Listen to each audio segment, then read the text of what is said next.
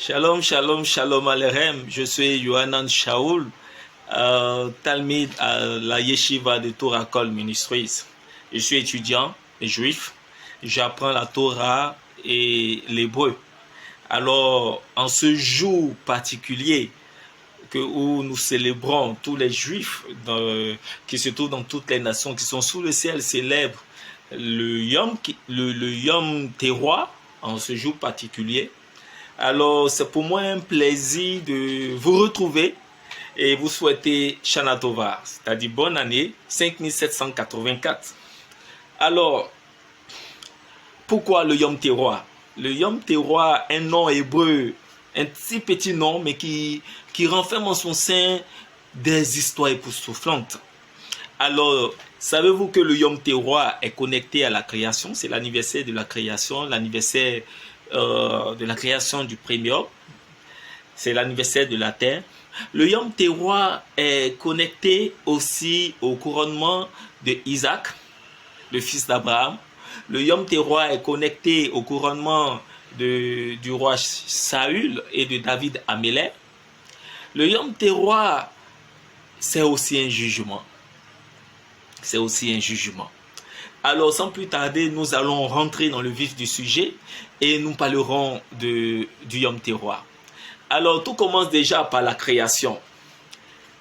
Quand Dieu a fait le ciel, la terre, tout ça, il a créé Adam, un homme bisexué, c'est-à-dire un être bisexué avec la femme, l'homme et la femme dans un corps.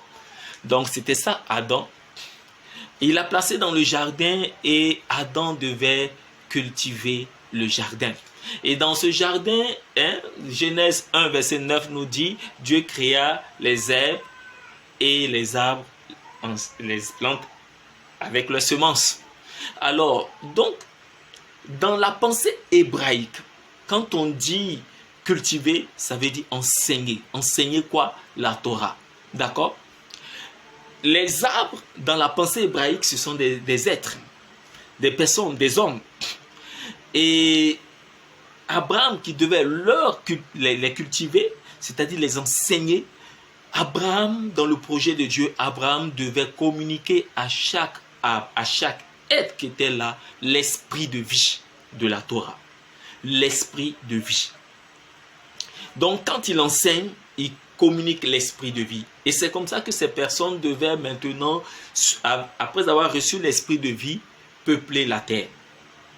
Et malheureusement, ce programme a été avorté à cause de Satan, le diable, qui est venu séduire l'homme et a fait chuter l'homme, a créé une séparation et a fait sortir la femme de l'homme et ça fait avorter le plan de Dieu. Et cela a créé le découronnement de l'Éternel. Quand un roi est déshonoré, il enlève sa couronne, il dépose. Et si vous voulez comprendre cette histoire de Dieu qui a été déshonoré et découronné, allez dans l'histoire d'Esther, de la reine Esther. Lorsque le roi était avec ses convives, ses invités, le roi perse dominait toute la terre.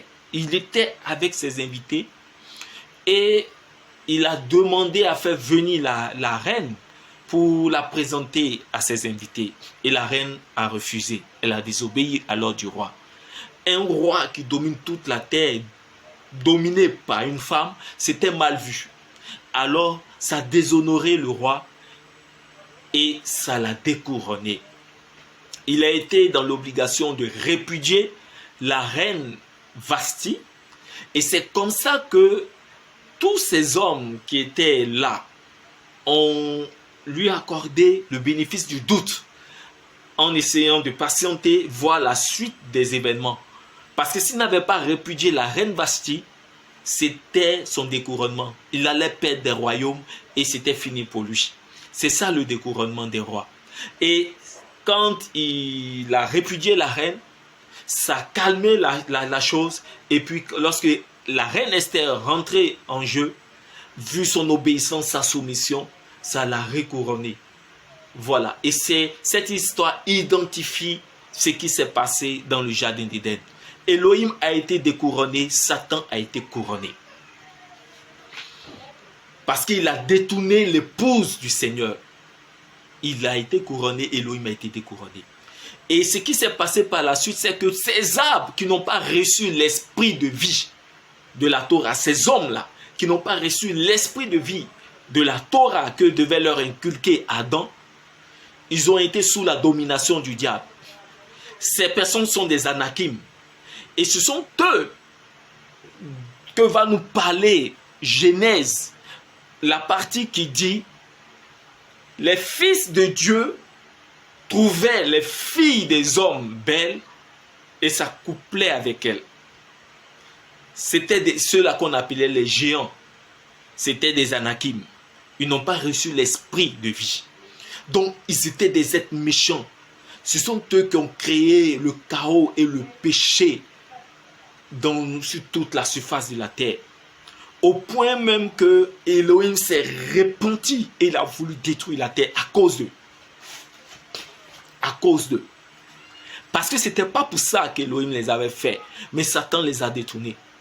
Et Elohim cherchait sur toute la terre un seul homme qui serait juste à ses yeux. C'est comme ça qu'il est tombé sur Noah. Celui qu'on appelle Noé. Il est tombé sur Noah. Et Noah a touché le cœur de Dieu. Et il a demandé à Noah de fabriquer l'arche de l'alliance, de mettre sa famille et les différentes espèces d'animaux, qu'il allait détruire toute la terre. Noah est rentré dans l'obéissance et il y a eu le déluge. Toute la terre a été détruite à cause des anakim. Donc tous les anakim sont morts. Et c'est comme ça que Dieu maintenant allait répartir à zéro avec Noah. C'était Noah qui devait le couronner. Mais pourquoi Noah n'a pas été choisi? À cause d'une faute. À cause de cette faute. La Bible dit que Noah était le premier homme à avoir planté de la vigne. Donc il en a fait le vin et il s'en est délivré. Et son fils Cam l'a trouvé comme ça dans sa nudité. A vu sa nudité. Or, dans la pensée hébraïque, voir la nudité d'une personne, c'est coucher avec sa femme. Vous savez, si on ne retourne pas à la racine hébraïque, il y a des thèmes qui seront pièges pour nous. Nous allons égarer, perdre le peuple de Dieu et subir le jugement de Dieu inutilement, tout simplement parce que nous ne sommes pas connectés à la source. Voir la nudité d'une personne, c'est coucher avec sa femme. Donc, Cam, le fils de Noé, a couché avec la femme de son père. Et quand Noé a appris, la conséquence là, quand il a couché avec la femme de son père, elle a été enceinte et elle a donné celui qu'on appelle Canaan. C'est pour ça que Noé a maudit Canaan. Voici l'histoire qui est là. Vous voyez, c'est l'histoire qui est là. Noé a maudit Canaan. Donc, il n'a pas été choisi pour couronner Elohim. Elohim ne s'en est pas occupé.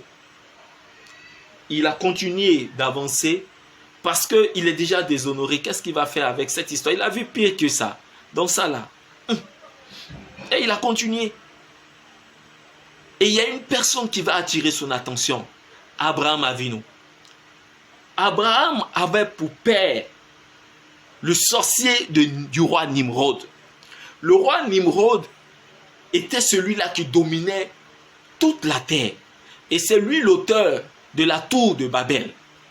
Et son sorcier était le père d'Abraham. Son devin, son sorcier était le père d'Abraham.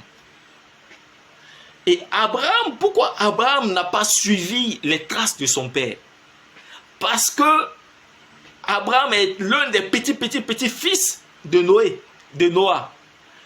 Noah vivait encore quand Abraham partait lui rendre visite pour écouter ses histoires. Les histoires du déluge, les histoires de la création.